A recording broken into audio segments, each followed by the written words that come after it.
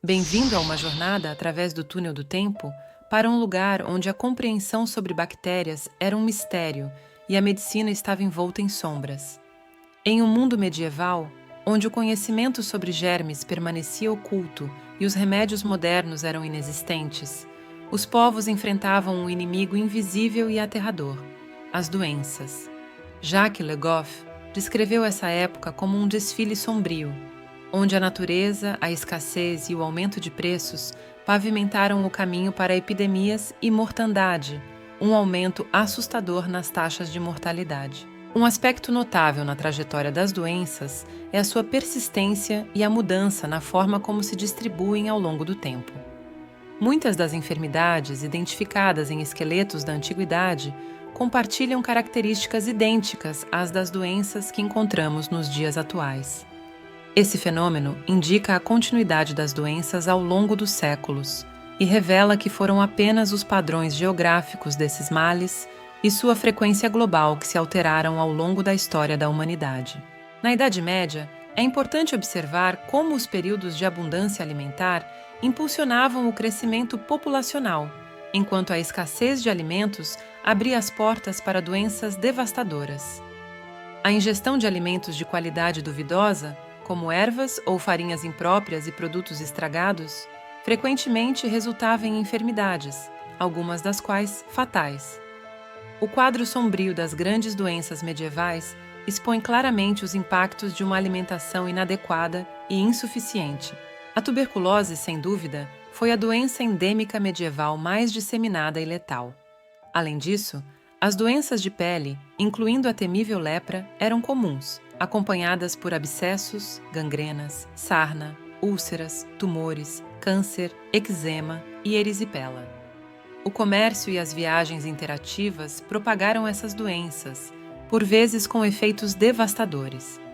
Quando populações se deslocam de uma região para outra, encontram-se mais vulneráveis às doenças locais.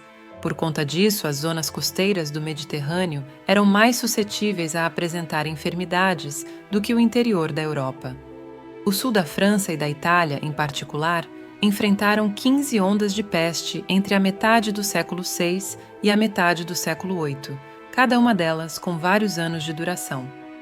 Esse padrão levou a uma notável diminuição populacional no Ocidente, e possivelmente também no Oriente, levando o índice demográfico a atingir o seu ponto mais baixo, desde o auge do Império Romano, no século VII e VIII. Quando alguém ficava doente na época medieval, a primeira linha de defesa era a oração. A maioria dos cuidados de saúde envolvia a administração de remédios acompanhada de preces.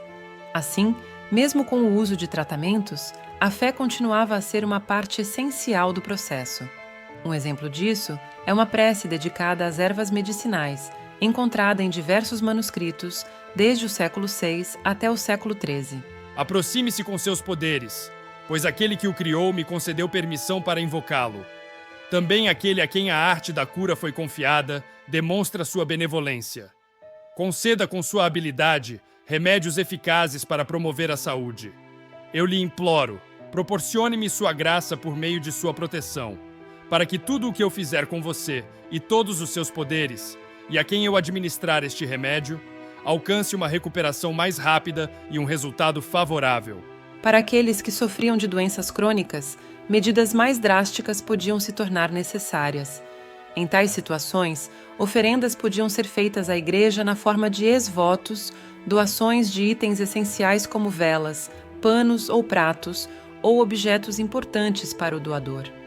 Outra maneira pela qual as pessoas buscavam ajuda espiritual para lidar com suas doenças físicas era através de peregrinações.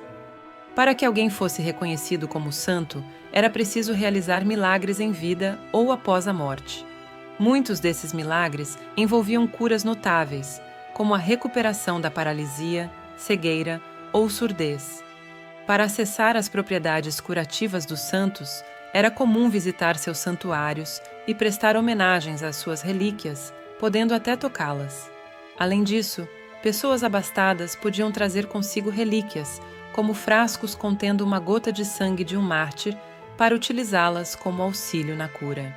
Medidas preventivas contra doenças contagiosas foram adotadas através da criação de um grande número de leprosários.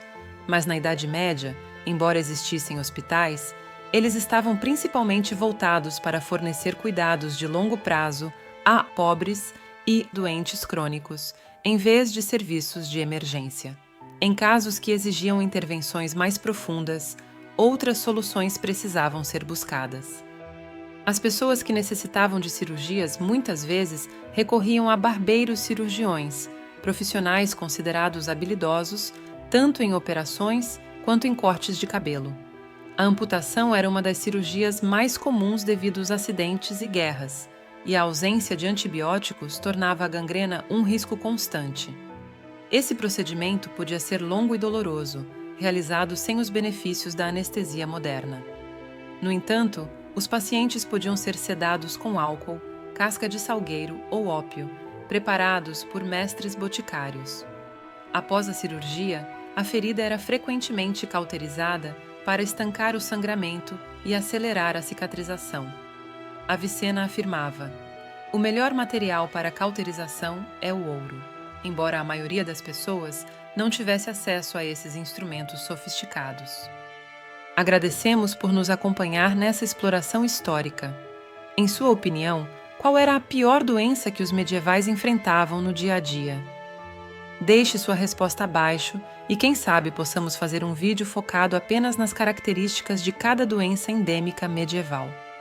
Se cuidem e até a próxima!